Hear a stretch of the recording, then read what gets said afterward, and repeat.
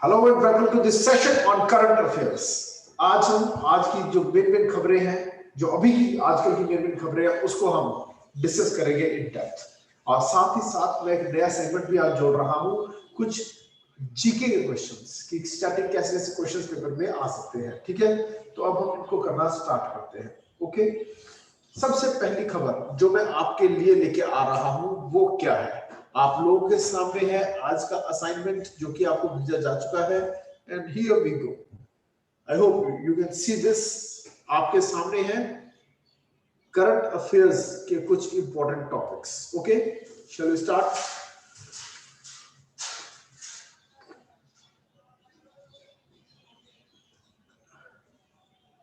Here we start. Okay, ये देखिए,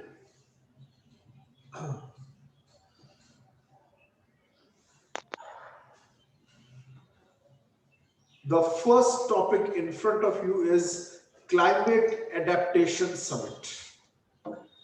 climate adaptation summit 2021। अब देखो इसमें वर्ड्स क्या क्या यूज हुए हैं। सबसे पहला वर्ड आ रहा है क्लाइमेट और फिर है एडेप्टेशन।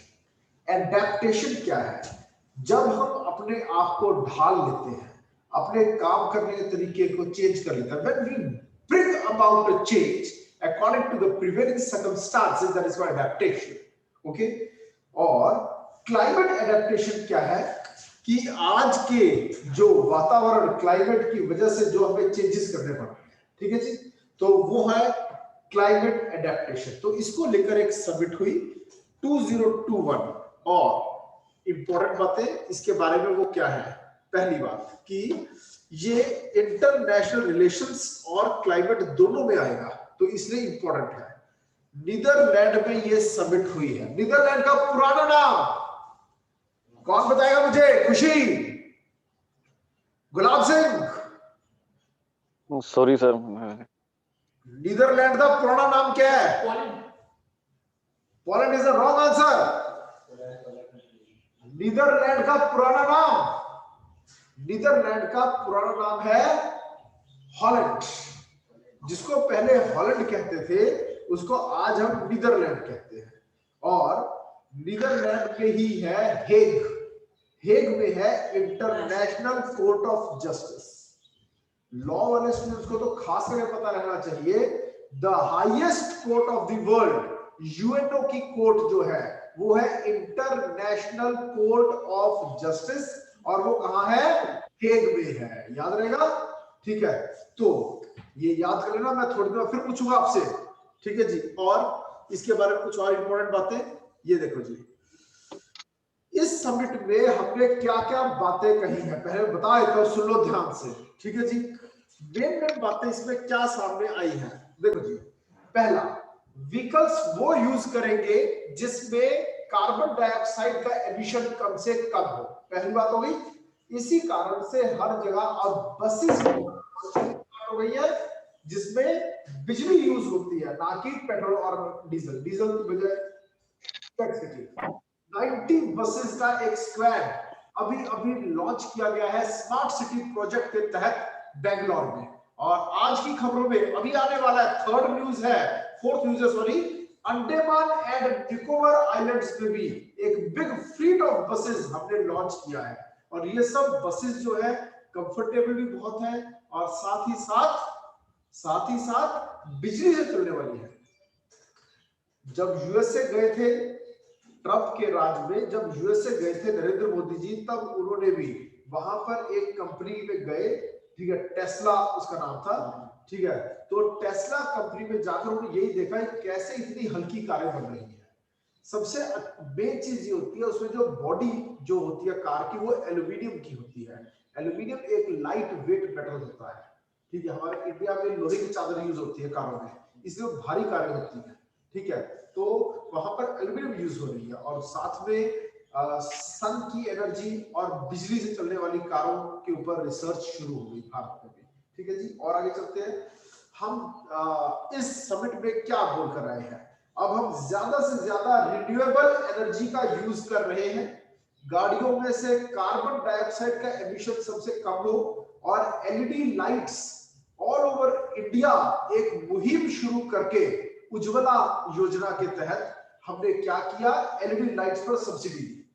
जितने भी संपर्क सेंटर्स हैं, जन संपर्क सेंटर्स, वहां पर भी एलईडी लाइट्स सस्ते रेट पर लोगों को बेची गई। ठीक है, इसके साथ साथ डिग्रेडेड लैंड में भी प्लांट्स लगाए जा रहे हैं और उसको कल्टीवेशन में लाया जा रहा है। और फिर कुकिंग ऑयल में भी, कुकिंग फ्यूल में भी clean cooking fuel 80 million population तक पहुंचाया जा रहा है। और साथ ही साथ पाइप्ड वाटर सप्लाई। इन चीजों, इन कोशिशों के द्वारा हम पूरी हर संभव प्रयास कर रहे हैं कि किस तरह से हम लोगों तक ये इस तरह से गवर्नेंस को लेकर जाए। ठीक है, इस तरह से हम आइडिया ऑफ वर्किंग, काम करने का तरीका ऐसे बदले कि क्लाइमेट के लिए वो अच्छा हो। ठीक है जी, हम अडेप्ट हो रहे हैं। अब ये देखो, new investments to ensure that millions of small holder farmers can adapt. ठीक है, कैसे लोगों को अडेप्ट होना है, ये देखिए आपके सामने कुछ तथ्य आ रहे हैं इसमें। सबसे पहली चीज, रिन्यूएबल एनर्जी कैपेसिटी 2030 तक हमारी कितनी हो जाएगी, 450 गीगावाट्स। सेकंड, एलईडी लाइट्स की promotion 38 million tons of carbon dioxide emission को जो कंट्रोल करेगा, कम करेगा। ठीक है जी। और दूसरी बात याद रहे, कार्बन डाइऑक्साइड एमिशन जो है ये ग्रीन हाउस का सबसे बड़ा कारण होता है। ग्रीन हाउस इफेक्ट क्या है? लवली आप बताओ क्या है green house? Sir green house effect से जो कार्बन डाइऑक्साइड है वो ज्यादा प्रोड्यूस होती है। ग्रीन हाउस होता क्या है सर? वहाँ पे मतलब हम जैसे सनलाइट होती है ना, जैसे काफी जगह पे मतलब काफी कई जगह पे नए प्लांट्स होते हैं, हर जगह पे मतलब उग जाते हैं, तो एक ही जगह पे मतलब उसको प्लांट्स को मतलब उनकी सारी गैसेस है ना जो मतलब जो भी उनको चाहिए उनको मिल जाती है। मतलब बहुत ज्यादा गलत जवाब। ग्रीन हाउस इफेक्ट क्या है? Sir, I think that according to greenhouse effect, it is a model, and under this, trees are planted and covered by forest. Please रुक जाओ, बहुत गलत रास्ते चल रहे हो। आप बताओ मुझे पहले। जो सन की प्रेजेंस में gases release. Come on, there is photosynthesis जो आप बोल रहे हो। हाँ जी, It's the trapping of heat in the earth. Yes, this is green house. समझो ग्रीन हाउस क्या होता है, कितना सिंपल क्वेश्चन। ये देखो जी, मान लो ये अर्थ है, तो अर्थ के चारों तरफ क्या है? एटमॉस्फेयर। ओके, जब हम एक कार को खड़ा कर जाते हैं धूप में तो क्या होता है? ठीक है, ये इसके, चलो आपको पता है कार क्या होती है। ठीक है जी। अब इसके यहां पर विंडो पेन्स है, ये ग्लास है, तो जितनी गर्मियों में जब हम कार का दरवाजा खोलते हैं धूप में खड़ी गाड़ी का, हम कहते हैं एक गड्डी पक दी है, गाड़ी भख गई अंदर से, एकदम गर्म हो जाती है अंदर से, मानते हो? उसका स्टीयरिंग भी नहीं पकड़ा जाता, इतना गर्म हो जाता है। क्यों हो जाता है? कि यहां से जो ग्लास है, ग्लास के अंदर जितनी सनलाइट अंदर जा रही है उतनी बाहर नहीं आ रही। समझो, अगर 30% अंदर जा रही है तो वापस बाहर आ रही है 20%, 10% अंदर ट्रैप हो रही है। जो सनलाइट है वो तीन चीजों से मिलकर बनती है। वो तीन चीजें कौन कौन सी हैं अभी बता देता हूं मैं। ये देखो, great, this is my white board. Okay, sunlight में क्या क्या होता है? सबसे पहले होता है क्या? इंफ्रारेड।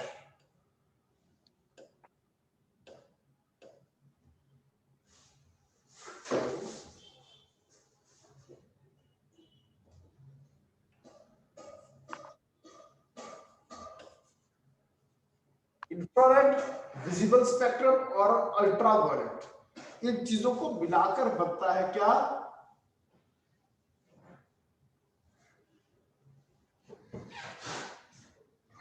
क्या क्यों हो रहा है?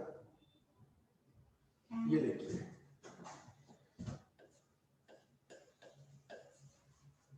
Infrared, visible spectrum or ultraviolet. These are the three components of sunlight. जो विजिबल स्पेक्ट्रम होता है, इसी की वजह से आप देख पाते हैं कलर्स को। जो कलर्स हैं वो विजिबल स्पेक्ट्रम देता है, समझ में आया? और जो इंफ्रारेड है वो क्या चीज है? ये हीट पैदा करता है, हीट, क्लियर? और जो अल्ट्रावायलेट है इसके कई केमिकल रिएक्शंस होते हैं इसके द्वारा, ठीक है जी। और अगर ये ज्यादा है तो स्किन को ये खराब करता है, कैंसर करता है। और इसको एब्जॉर्ब करता है O3, इसको एब्जॉर्ब करेगा O3, ठीक है जी। ओजोन लेयर जो है हमारी वो एब्जॉर्ब कर लेती है अल्ट्रावायलेट रेज को, ओके, क्लियर? तो इंफ्रारेड रेज जितनी आती है तो धरती का जो वो है एटमॉस्फेयर, वो एक कांच का काम करता है, ये वाला, ठीक है। धरती का जो ये है एटमॉस्फेयर, ये एक कांच का काम करता है और जितनी सनलाइट इंफ्रारेड अंदर आती है उतनी बाहर नहीं जा पाती, क्लियर? इसकी वजह से धरती गर्म हो जाती है, समझ में है? और हम जिंदा रह सकते हैं। अगर ये नहीं होगा तो होगा क्या? इंसान खत्म हो जाएगी, लाइफ खत्म हो जाएगी, बहुत गर्म हो जाएंगे, ओके। मार्स में भी कार्बन डाइऑक्साइड है, वहां भी इस कारण से क्या है? गर्मी है। और दूसरी बात, इंपॉर्टेंट बात, इसको ग्रीन ही क्यों कहते हैं? कैक्टस प्लांट्स हैं जैसे, उनको उगाने के लिए गर्मी की जरूरत होती है, तो ग्लास का हाउस बनाया जाता है, उसमें कैक्टस उगाया जाता है, ठीक है जी। तो इस कारण से इसको ग्रीन हाउस इफेक्ट कहते हैं, okay. More is the carbon dioxide, more is the green house, more is global warming, and more is the global warming, more is the melting of ice of glaciers, and more is the melting of ice is more is the rising of the sea level. More is the rising of sea level, more is the submerging of land, means land area कम हो जाएगा। और अगर सभी glaciers की अगर बर्फ पिघल गई तो धरती ऑलमोस्ट खत्म हो जाएगी, पानी हो जाएगा, जलमग्न हो जाएगा सब, समझ में आया? इस कारण से ग्लोबल वार्मिंग को रोकेंगे तभी धरती ज्यादा से ज्यादा अवेलेबल रहेगी। लिथोस्फीयर, सी लेवल जितना ऊपर हो जाएगा लिथोस्फीयर उतना कम हो जाएगा, हाइड्रोस्फीयर उतना बढ़ जाएगा। वाटर की लेयर को हाइड्रोस्फीयर कहते हैं, लैंड की लेयर को लिथोस्फीयर कहते हैं, एयर की लेयर को एटमॉस्फेयर कहते हैं। Is that point clear? चलिए आगे। और फिर उसके बाद मैंने अभी बताया आपको कि हम पाइप्ड वाटर सप्लाई दे रहे हैं। कितने लोगों को दे रहे हैं? 80 मिलियन गांव में रहने वाले रूरल हाउस होल्ड्स को, क्लियर? क्या मैं चलूं आगे? Next, proceeding further to the next news. Vice president of India M Venkaiah Naidu ने अभी इनॉग्रेट किया है क्या? Integrated weapon system design centre. ये डिफेंस से रिलेटेड है और इंपॉर्टेंट है पेपर के लिए, ठीक है। अब कहां हुआ है ये? हैदराबाद। बिल्डिंग का नाम क्या है? Doctor APJ Abdul Kalam missile complex. Doctor APJ Abdul Kalam missile complex कहां पर है? हैदराबाद। इसमें पॉइंट क्लियर?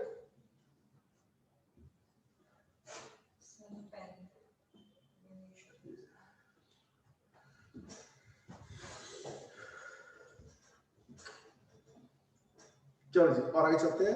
हैदराबाद नोट करना। और ये डीआरडीओ, डिफेंस क्या फुल फॉर्म डीआरडीओ की आप बताएंगे मुझे? Defence research and development organisation. Development organisation, ठीक है जी। और आगे चलते हैं। ये देखिए ये किस चीज से रिलेटेड है, अब हम उसको डिस्कस करने जा रहे हैं, ठीक है जी। समझो कि पहले तो नाम एक बार दोबारा दिखाऊंगा। ये देखो यहां लिखा हुआ है, ठीक है, integrated weapon system design facility. कि जो वेपन सिस्टम के डिजाइन को लेकर, रिसर्च को लेकर ये है, ठीक है, कि हम अपनी कैपेबिलिटी डिजाइन वगैरह कैसे कैसे से इंप्रूवमेंट लेकर आएंगे। Development of command and control systems for surface to air missile systems and BMD missiles, ठीक है जी। और ये क्या है बस उसके अंदर ज्यादा रिसर्च के लिए है, इसको ज्यादा मैं खींचूंगा नहीं, अपने आप स्टडी कीजिएगा इसको। नेक्स्ट, इसके बाद वेरी इंपॉर्टेंट, ठीक है जी, आयुष संवाद। हमारी जो मिनिस्ट्री ऑफ आयुष है, ये यहां लिखा है मिनिस्ट्री ऑफ आयुष, ठीक है, जो जिसके द्वारा हम आयुर्वेद को प्रमोट करते हैं, उन्होंने क्या शुरू किया है, आयुष संवाद। This is the largest public awareness campaign, सबसे बड़ा पब्लिक अवेयरनेस कैंपेन है। क्यों?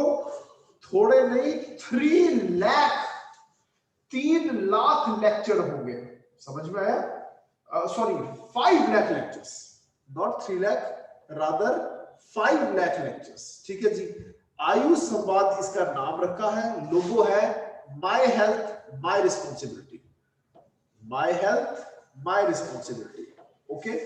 और आगे चलते हैं, my responsibility, largest public awareness campaign programme, ठीक है, और ऑर्गेनाइज कर रहा है आयुर्वेदा एंड ऑर्गेनाइज्ड ऑन, ये देखो जी किस चीज के ऊपर लेक्चर होने हैं, कोविड-19 एंड आयुर्वेदा।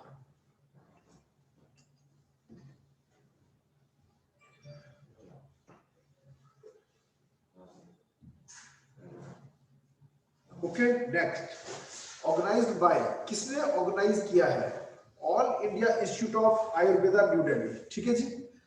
5 लाख लेक्चर्स पूरे इंडिया में अलग जा कौन देंगे, आयुर्वेदा के डॉक्टर्स यानी physicians, clear, citizen of India यानी पूरे भारत में ही हुआ ये। नेक्स्ट, और आगे चलते हैं। अब क्यों होगा, कोविड-19 के चलते आयुर्वेदा का क्या रोल रहना चाहिए और कैसे लोगों में अवेयरनेस पैदा हो, आयुर्वेद से कैसे उन्हें जोड़ा जाए, ओके। और अब अगली खबर की तरफ मैं आपको लेके जा रहा हूं, और वो आ रहे हैं हम कहा, Andaman and Nicobar Islands. Andaman and Nicobar Islands ये इंफ्रास्ट्रक्चर और एनवायरनमेंट दोनों से ही जुड़ी हुई खबर है, infrastructure as well as environment, okay. अभी देखिए, lieutenant governor of Andaman and Nicobar Islands, Andaman Nicobar Islands के लेफ्टिनेंट गवर्नर, जैसे हमारे यहाँ गवर्नर होता है, पंजाब के कौन है, गवर्नर है, तो वहां पे क्या वर्ड यूज करते हैं, लेफ्टिनेंट गवर्नर, ओके। और आगे चलते हैं, flag of fleet of electric buses, okay. और आगे चलते हैं, मैं पहले ही बता चुका हूं इस खबर के बारे में आपको, हम हर जगह क्लाइमेट के हिसाब से अपने आप को अडेप्ट कर रहे हैं, कार्बन डाइऑक्साइड एमिशन कम होगी, बिजली से चलेगी। ये काम कर कौन रहा है, एनटीपीसी विद्युत, ये देखिए एनटीपीसी एनवीवीएन है इसका प्रोग्राम, एनटीपीसी वीवीएन, वीवीएन यानी विद्युत व्यापार निगम लिमिटेड, 40 बसें हैं, ठीक है जी। Project for 40 buses is being executed, और ये क्या है, 100% सब्सिडरी ऑफ एनटीपीसी है, ठीक है। It is a public sector undertaking, सरकारी बॉडी है, किस मिनिस्ट्री के अंदर आता है, ministry of power, government of India, ministry of power, government of India, समझ में आया? फिर से बता रहा हूं, 40 बसेस अंडमान निकोबार आइलैंड में निकाली गई हैं, ये इलेक्ट्रिक बसेस हैं, these are all electric buses, public transport के लिए यूज होगी। 2 बातें, कंफर्टेबल भी ज्यादा है, और सबसे बड़ी बात, cut down tell pipe emissions. Tell pipe word देख रहे हैं कि जो साइलेंसर लगे होते हैं उसमें से एमिशंस होता था, वो खत्म, अब तो हो गई नहीं, समझ में आया? तो टेल पाइप एमिशंस, पीछे से काला धुआं मारने वाली बसेस नहीं है ये, ओके।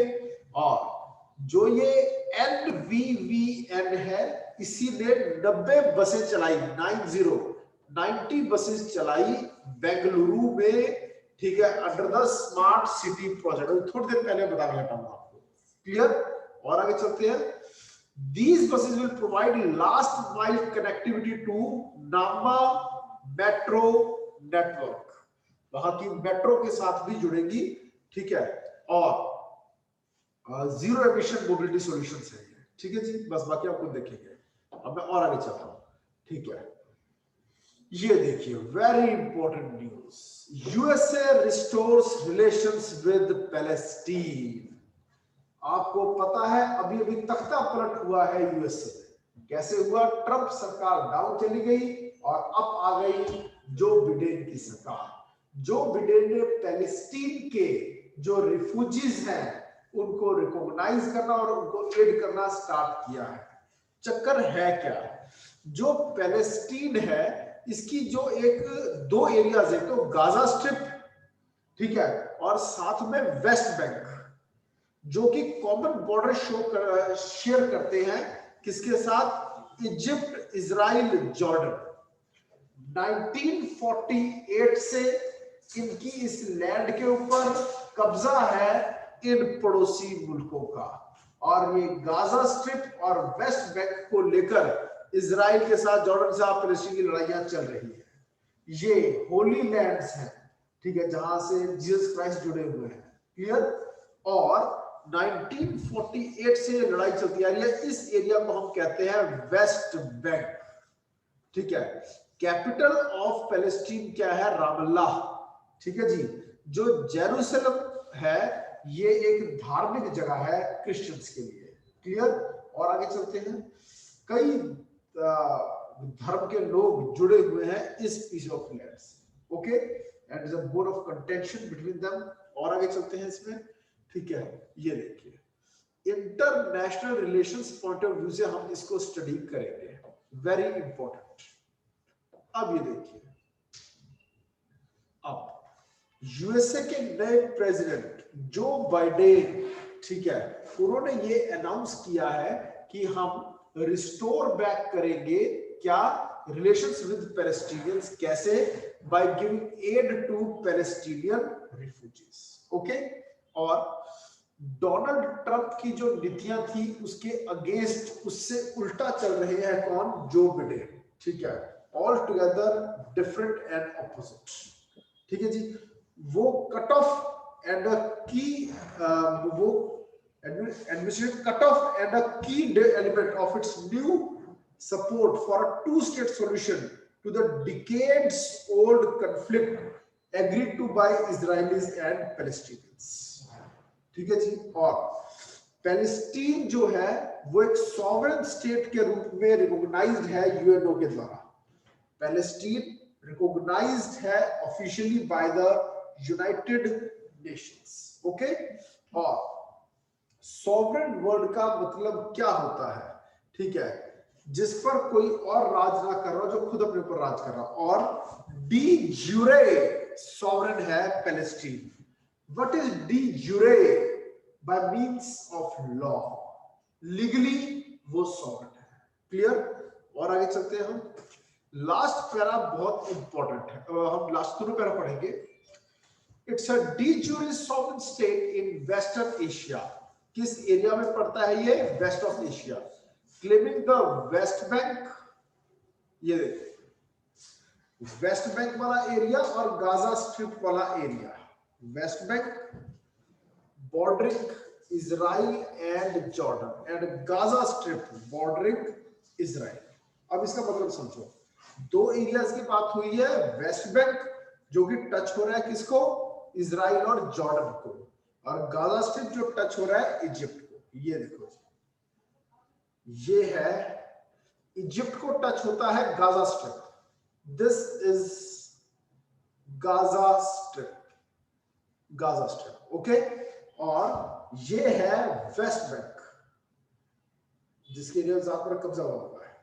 और इसी के साथ टच होता है Dead Sea. This is Dead Sea, okay. इस एरिया पर कब्जा है। ये है तो पैलेस्टीन, ठीक है, लेकिन बस कब्जा हुआ है। ये पड़ोसी मुल्क हुआ, जॉर्डन और इजराइल। और कब से हुआ है? 1948 से ही है। 6 डे वार हुई थी। कब, कौन सी वार? 6 डे वार। ये देखो लिखा होगा यहां, ये देखो भैया, 6 डे वार इन 1967। ठीक है, पहले क्या होता था, entire territory claimed by the state of Palestine has been occupied since 1948। पहले इजिप्ट और जॉर्डन ने कब्जा कर रखा था और बाद में 6 डे वार के बाद इजराइल ने कब्जा कर लिया। Is my point clear? Israel का कब्जा। ओके, अब आगे चलते हैं। कुछ पूछा तो नहीं, चले आगे। IGN क्या है समझो। यूनाइटेड नेशंस ऑर्गेनाइजेशन में जो सबसे मेन उनकी पार्लियामेंट जैसी बॉडी होती है वो होती है जनरल असेंबली। ओके, और दूसरा जो सबसे इंपॉर्टेंट ऑर्गन है वो है सिक्योरिटी काउंसिल। एक तो जनरल असेंबली और एक सिक्योरिटी काउंसिल, ये सबसे मेन प्रिंसिपल ऑर्गन्स होते हैं जो यूएनओ को चला रहे हैं। कब बनी थी यूएनओ? 24 अक्टूबर 1945। क्यों बनी थी यूएनओ? जब फर्स्ट वर्ल्ड वॉर हुई तब बनी थी लीग ऑफ नेशंस। मगर लीग ऑफ नेशंस कमजोर थी। लीग ऑफ नेशंस चाहकर भी, कोशिश करके भी सेकंड वर्ल्ड वॉर को होने से प्रिवेंट नहीं कर पाई, रोक नहीं पाई। जिसकी वजह से जब सेकंड वर्ल्ड वॉर हुई तो लीग ऑफ नेशंस को खत्म करके उस जगह पे नई बॉडी बनाने का सुझाव आया, और अच्छा सुझाव था, और हमने बॉडी बनाई यूएन। और इसको फोर्स देने के लिए सिक्योरिटी काउंसिल भी बनाई। ये सिर्फ सलाह मशवरा या फिर एडवाइस करने के लिए नहीं थी, ताकत भी दी गई, इसके अंदर सिक्योरिटी काउंसिल भी डाली गई। क्लियर? तो इसके 6 प्रिंसिपल ऑर्गन्स बने थे। ठीक है, ट्रस्टीशिप काउंसिल्स, एकोसॉक, ठीक है, इंटरनेशनल कोर्ट ऑफ जस्टिस। तो बड़ा सोच के इसको बनाया गया था। ओके, और जो इसकी सिक्योरिटी काउंसिल है उसमें 15 मेंबर है, 5+10। मैंने क्यों बोला 5+10? समझो, 5 तो है परमानेंट मेंबर्स और 10 जो है वो है नॉन परमानेंट मेंबर्स। क्लियर? ये जो नॉन परमानेंट मेंबर्स होते हैं ये 2-2 साल के लिए बनते हैं, ओनली फॉर 2 इयर्स। ठीक है, तो परमानेंट मेंबर्स हमेशा के लिए है। ठीक है, जो एक बार जब बनी थी यूएनओ तब जो मेंबर बन गए परमानेंट वही है, और ये 2-2 साल के लिए बनते हैं नॉन परमानेंट मेंबर्स। क्लियर? और आगे चलते हैं। 2 इयर्स।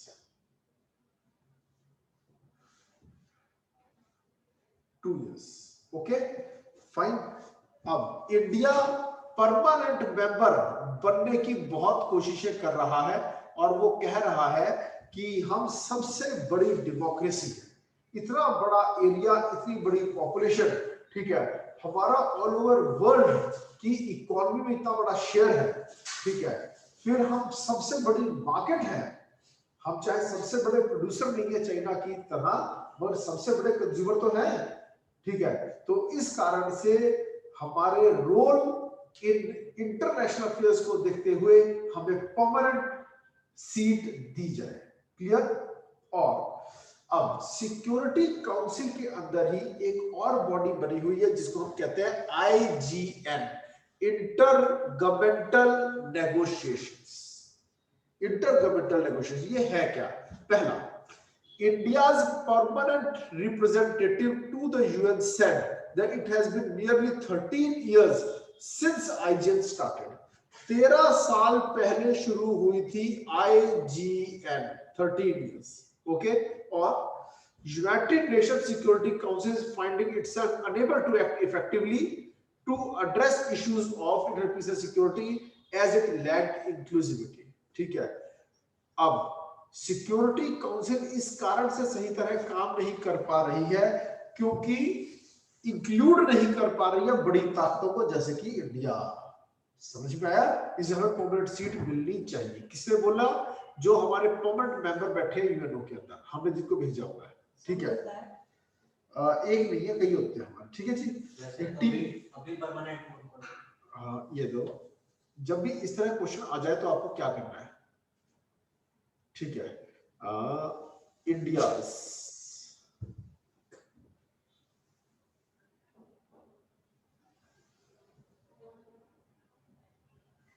कॉपी,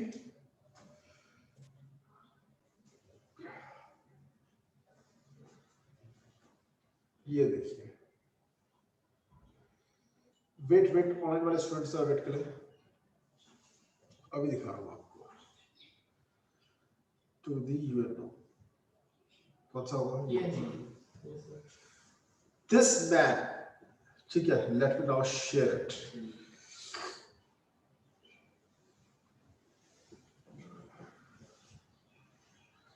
देख पा रहे हैं? The current permanent representative of India to UN is T S. Tirumurti, who was appointed in April 2020। पर ये IFS ऑफिसर्स होते हैं, इंडियन फॉरेन सर्विसेज। क्यों चेंज होते हैं? 3 साल बाद तो पक्के चेंज होने होते हैं, ठीक है, लेकिन उससे पहले ये कुछ महीनों बाद चेंज होते रहते हैं, ठीक है जी। और ये एक टीम है हेडेड बाय मिस्टर त्रिमूर्ति, ठीक है जी। और इस पोस्ट के बारे में अगर हम जानना चाहें तो विकिपीडिया क्या कहते हैं, एक बार उसको भी दिखा देते हैं आपको। The permanent representative of India to the UN is India's foremost diplomatic representative to the UN. The permanent representative is, इसको हम UN ambassador भी कहते हैं, is the head of the permanent mission of India to New York City. क्योंकि UNO के headquarters कहाँ है? UN के हेडक्वार्टर्स कहाँ है? न्यूयॉर्क। ओके, और अब कौन है? मिस्टर त्रिमूर्ति। और सबसे पहले कौन थे? समरेंद्रनाथ सेन। अंग्रेजों के राज में किसको इंडिया की तरफ से बनाया गया और भेजा गया as permanent representative of India to UN? First person was Samarendranath Sen, India's liaison officer to the newly established United Nations. Is my point clear? क्या मैं चलूं आगे? But sir, the P.N. Rao, Benegal Nursing Rao, sir, I think that he was the first Indian IAS officer. Sir, I think that he is कौन first Indian IAS officer? Benegal Rao, Benegal Nursing Rao. B.N. Rao. B N Rao. I ये think देखो, he is not the IFS. हाँ, कोई जरूरी नहीं होता कि IFS ही होता, तो आईएफएस बनी नहीं थी, आईएएस को आईएफएस काम देते थे। बीएन राव जो है also representative to the United Nation Security Council, ठीक है जी। ये सब अब जैसे एक और नाम मैं देख रहा था, ये Padmanabhan P Pillai, he was a member of constitution assembly as well, और ये कॉन्स्टिट्यूशन के एक्सपर्ट भी थे मिस्टर पिल्ले, ठीक है जी। चले आगे, next, moving forward to the next news coming in front of you, and it is like this. चले, here we go. IGN किस चीज को मिलाकर बनता है? पहले सिक्योरिटी काउंसिल के अंदर मतलब कि ये प्रभाव डालने वाली एक बॉडी है, और इसमें 6 बॉडीज हैं, 6, और ये 6 कौन कौन से हैं? सबसे पहला African union G4, then the Uniting for Consensus Group UFC, then L69 group, ये डेवलपिंग कंट्रीज का ग्रुप है L69 ग्रुप, और फिर the Arab League and Caribbean community. Okay, चले आगे। फिर 2016 में एक ओरल डिसीजन लिया गया था, ठीक है। Oral decision was adopted by general assembly. मैंने क्या आता है, जनरल असेंबली कौन सी बॉडी है? सबसे मेन बॉडी जहां पर वोटिंग के द्वारा लॉ बनते हैं, रेजोल्यूशंस पास किए जाते हैं, और which approved of a declaration known as the elements of convergence. Okay, चले आगे। Convergence which outline the status of the consensus reached by the members of the IGN at that time. Next, Marut, ये भारत का सबसे पहला, Marut चीज क्या है वो समझो, India's own first indigenously designed and developed fighter aircraft, Marut Bharat का पहला, India's own first indigenously designed and developed fighter aircraft, जो हमने खुद ने पहला फाइटर एयरक्राफ्ट बनाया था, उसका नाम था मारूत, ठीक है। और अब उसको ओपन कर दिया गया है पब्लिक व्यूइंग के लिए। ना सिर्फ इतना, ठीक है, नेहरू साइंस सेंटर मुंबई ने, किसने?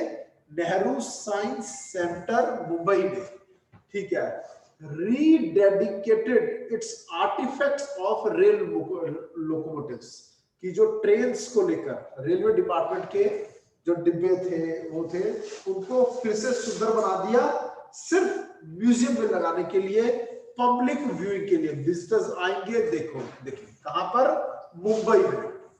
क्लियर? तो रेलवे वाला और ये इन सब को अब म्यूजियम की तरह हम रख रहे हैं कि इनको दिखाएंगे, ठीक है जी। नेक्स्ट, एम्फेक्स 21, ये क्या है? ये क्या है समझो। हम थोड़े टाइम में क्या करते रहते हैं? अपनी शक्ति प्रदर्शन, क्योंकि ताकतवर होने से जरूरी है, हो जाता है कई बार, दुनिया को पता हो कि भारत ताकतवर है, ताकि कोई पंगा ना ले, लड़ाई ना करे। क्लियर? तो इसलिए joint naval exercises, joint air exercises हम करते रहे हैं। ये फेवरेट एरिया है जहां से क्वेश्चन आते हैं। कॉल पे खोल के रखो, लिखाऊंगा इसमें, ठीक है जी। समझिए, अभी थोड़े दिन पहले की न्यूज में भी था, डेजर्ट नाइट 21 कहां हुई है? डेजर्ट नाइट 21 ये एक जॉइंट एक्सरसाइज हुई थी, ठीक है, बताओ मुझे इसके बारे में। बिल्कुल सही जवाब, जोधपुर में हुई है। एक्सरसाइज का नाम था डेजर्ट नाइट 21। पेपर में क्वेश्चन आ सकता है।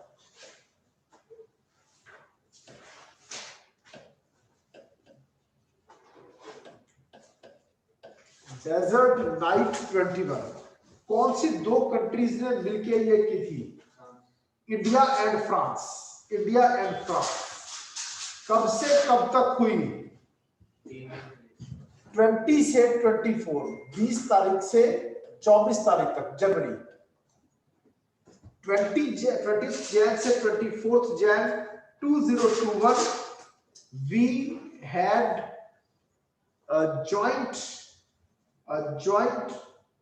exercise between India and France। और एक और जॉइंट एक्सरसाइज वरुण। वरुण कौन सी एक्सरसाइज थी? एयर, आर्मी या navy? Varun, Varun is navy, joint naval exercise. और गरुड़ कौन सी है? वरुण, वरुण है नवल और गरुड़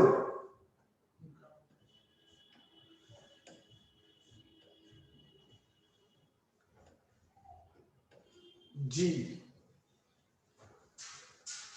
गरुड़ एयर एक्सरसाइज और शक्ति आर्मी एक्सरसाइज। शक्ति is army exercise.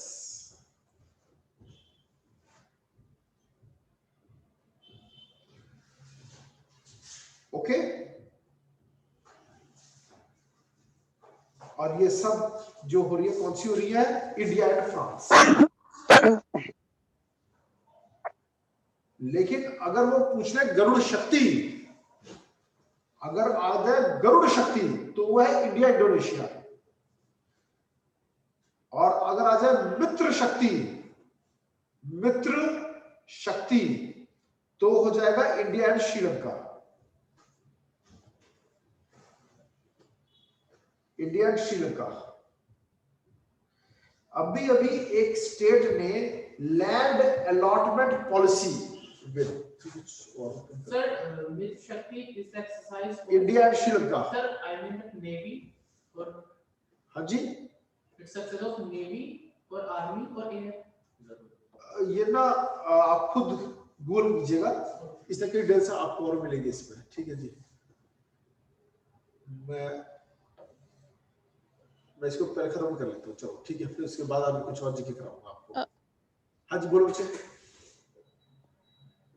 Sir, you asked one question and the answer was Assam. Was Assam? Land allotment होगा। Yes, sir, Assam. Land allotment policy नहीं बच्चे, जम्मू एंड कश्मीर में आई है। Land allotment policy Jammu Kashmir में 2021 से 2030 लैंड अलॉटमेंट पॉलिसी 2021 से 2030 2021 to 2030 was release by Jammu and Kashmir कि जम्मू कश्मीर में अब कश्मीरी ही नहीं बाहर के लोग भी लैंड परचेज कर सकेंगे, उनको भी लैंड अलॉट की जाएगी।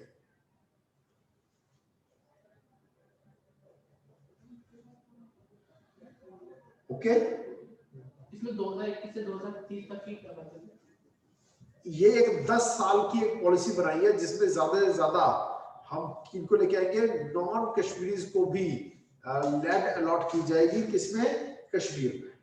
अच्छा, एक और वर्ड लिख रहा हूं, उसिरिया जोश लिख देता हूं, चलो OOCE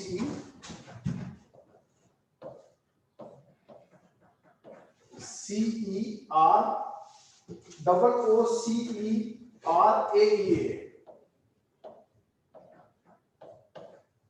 के बारे में, जोशी के बारे में क्या जानते हैं?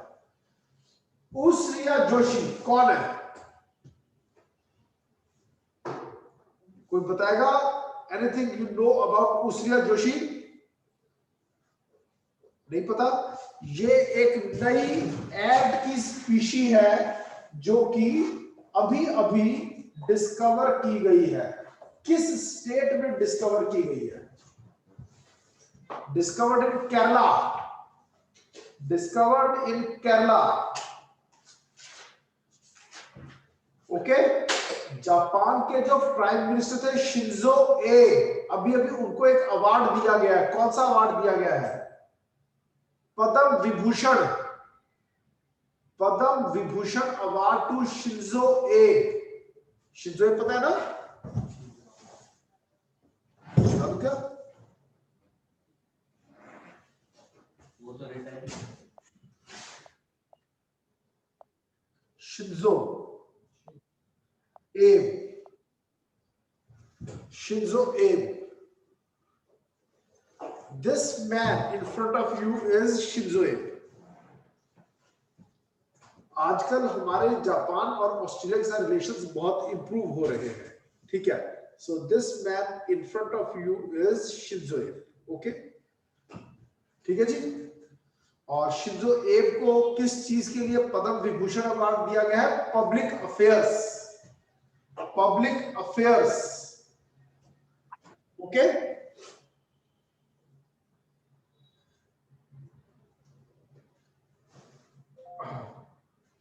इस बार का जो रिपब्लिक डे था उसका नंबर कौन सा था? 72nd। हमारी आर्मी के अलावा एक और देश की आर्मी ने इस बार पार्टिसिपेट किया था हमारे रिपब्लिक डे परेड में। किस देश की आर्मी? बांग्लादेश की आर्मी ने इस बार पार्टिसिपेट किया था। ओके, जो गुरु शक्ति और मित्र शक्ति वो दोनों आर्मी की हैं। ये दोनों आर्मी की लिखना, कौन कौन सी? गरुड़ शक्ति और मित्र शक्ति आर्मी की है, आर्मी एक्सरसाइज है और कंट्रीज में बता चुका, ठीक है जी। मतलब ये जो फैक्चुअल चीजें हम कर रहे हैं ना, इसका कोई अंत नहीं है। सर पहली बार कब हुई थी? ये नाम क्यों रखा? इसका हेड कौन था? कौन सी डेट से कौन सी डेट तक हुई थी? गूगल पूछते हो जितना, मुझे विकिपीडिया खत्म ही नहीं हुआ कभी। समझ में आया? One can not know everything, लेकिन आपको इंपॉर्टेंट पता होना चाहिए, ठीक है जी। तो आपकी खुद की जिज्ञासा जितनी हो तो आप ज्यादा ऑर्डर करते रहे। और आगे चलते हैं। अच्छा, who is Tarak Shah? Who is Tarak Shah? तो बताइए मुझे। अभी अभी लेटेस्ट बहुत न्यूज में है तारक शाह ऑफ यूएसए। ऐसी क्या बात है तारक शाह में? तारक शाह बताइए जी। तारक शाह यूएसए लिख देते हैं या फिर chief of Tarak Shah USA का देते हैं। चलो,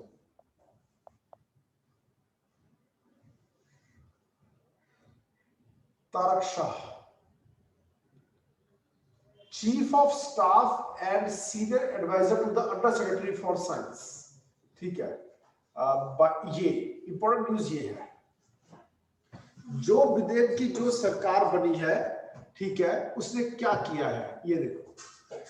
Bahrain administration appoints Indian Americans to keep posts in US Energy Department. Okay, and the administration appointed Tarak Shah as the chief of staff, making him first Indian American to serve in that position. पहला भारतीय मूल का American जिसको ये position मिली है, position का नाम chief of staff. ये अकेले नहीं है, और भी कई लोग हैं, लेकिन चीफ इनको बनाया गया है।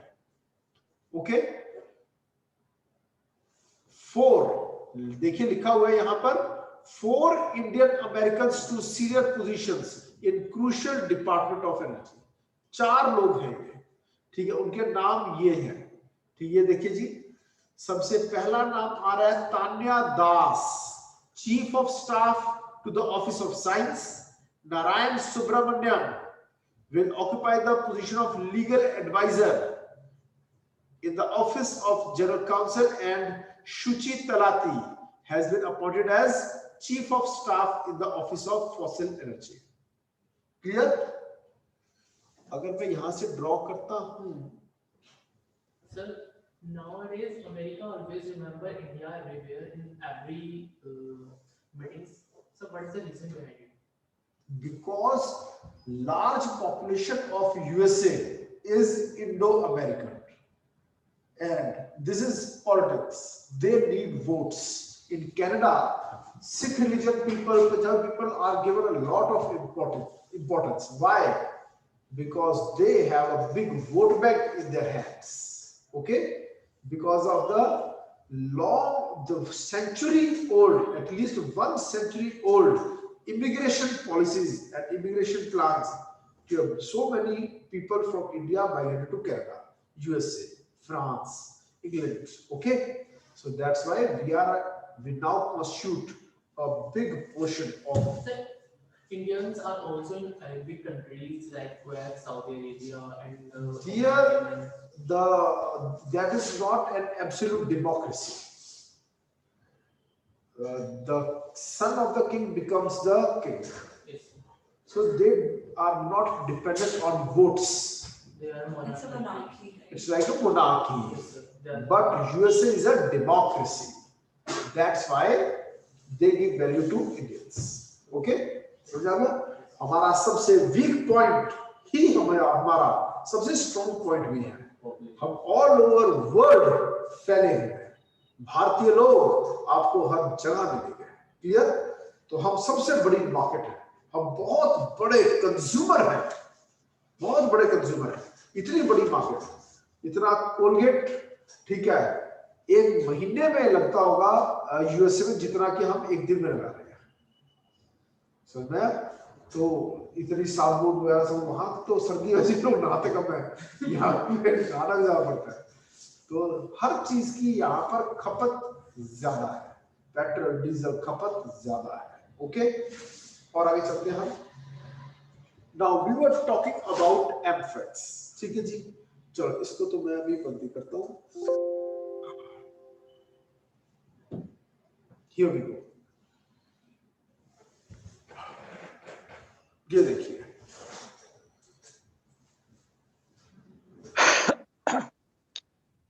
अपना माइक बंद रखिए बच्चे, जिसका भी गला खराब है। चलिए हम एम्फेक्स पढ़ते हैं ना।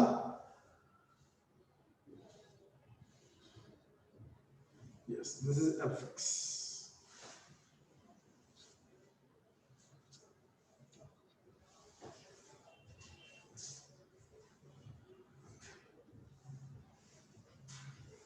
चलो करें स्टार्ट। ओहो, मैं समझ गया, यहाँ हाथ लगता है ये। So we can get the sheets to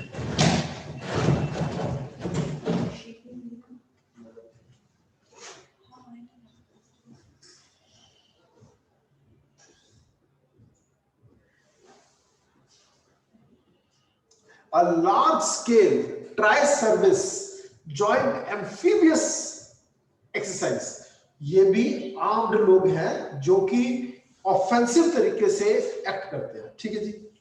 joint amphibious exercise, ठीक है। एम्फेक्स 21 was conducted in Andaman and Nicobar islands और डेट्स है 21 जनवरी से 25 जनवरी। अब यहाँ पर अच्छी जो एक चीज हमें मिलती है वो है एम्फीबियस एक्सरसाइज, ठीक है। एम्फीबियस एक्सरसाइज क्या चीज होती है, कोई बताएगा मुझे? Yes, so both which are done in water and the ground. Yes, amphibians कौन होते हैं? जो दोनों जगह रह सकते हैं, समझ में आया?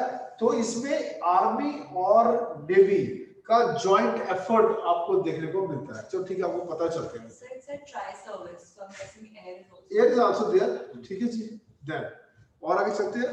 The exercise involved participation of naval ships, amphibious troops of the army and different types of aircraft also, ठीक है। आर्मी, एयरफोर्स, नेवी, ठीक है जी। और आगे चलते हैं हम। हाँ, ये किस लिए है?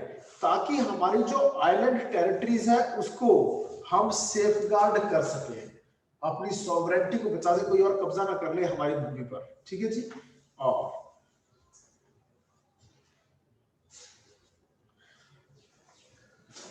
और आगे चलते हैं जी। नेक्स्ट, हाँ जी। अब इसके जैसे एक और एक्सरसाइज की बात हो रही है, ex Kavach for defence of Andaman Nicobar islands formed a part of AMPHEX. AMPHEX 21 का ही पार्ट है एक्स कवच, ओके, ठीक है जी। इतना काफी है, बाकी आप खुद आप देख लीजिएगा। आज के इस सेशन को अब हमें यहीं पर समाप्त करना चाहिए, ओके। इसके बाकी का काम योग्यता मैम देखेंगे। Fine, any question you want to ask?